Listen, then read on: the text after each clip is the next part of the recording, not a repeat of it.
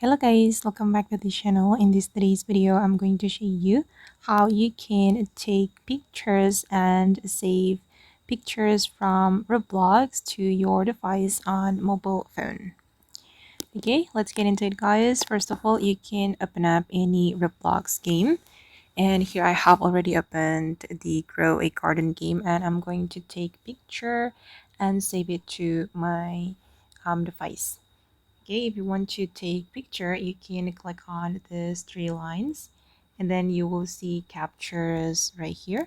And now the captures enabled, and then you just need to click on this camera icon. Okay, and if you want to save the capture or the picture from the Roblox game, you can go to this menu and select captures, and this is the picture I have just captured, and we can click on this menu to save it.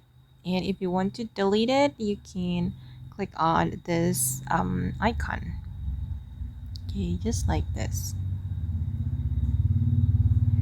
Okay guys, and that's how we can take pictures and save the pictures to our device from Roblox. I hope this video will be useful for you. Thank you so much for watching, and bye.